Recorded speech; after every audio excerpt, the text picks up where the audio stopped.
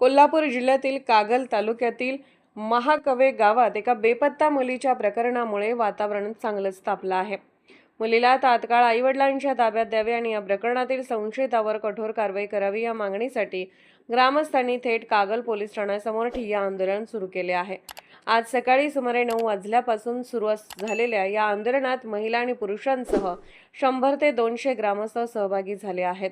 Police ठाण्याबाहेर मोठ्या संख्येने नागरिक जमल्याने परिसरात तणावपूर्ण शांतता निर्माण झाली असून पोलिसांनी कडक बंदोबस्त तैनात केला आहे। माहितीनुसार 2 दिवसांपूर्वी महाकवे येथील एक मुलगी बेपत्ता झाली होती।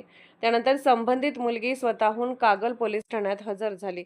पोलिसांनी तिच्या आई-वडिलांना पोलीस ठाण्यात बोलावून घेतले, मात्र मुलीने पालकांसोबत जाण्यास नकार दिल्याची माहिती समोर आली आहे।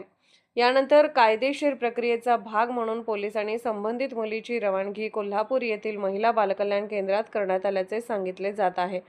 दरम्यान या प्रकरणासंदर्भात गेल्या 2 दिवसांपासून सोशल मीडियावर विविध प्रकारच्या पोस्ट व्हायरल होत असल्याने गावात संतापाचे वातावरण निर्माण झाले आहे।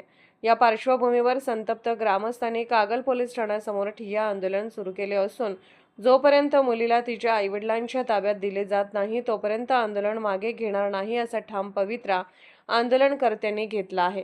आंदोलनाची तीव्रता लक्षात घेता काही स्थानिक लोकप्रतिनिधी आणि राजकीय कार्यकर्त्यांनी मध्यस्थी करण्याचा प्रयत्न केला। कायदेशीर प्रक्रिया पूर्ण करून योग्य मार्गाने प्रश्न सोडवू असे आश्वासनही देण्यात आले, मात्र आंदोलनकर्त्यांनी हा प्रस्ताव नाकारत तात्काळ कारवाईची मागणी कायम ठेवली। सध्या कागल पोलीस परिस्थितीवर बारकाईने लक्ष ठेवून आहेत। या प्रकरणात पुढे काय निर्णय होतो याकडे संपूर्ण जिल्ह्याचे लक्ष लागले।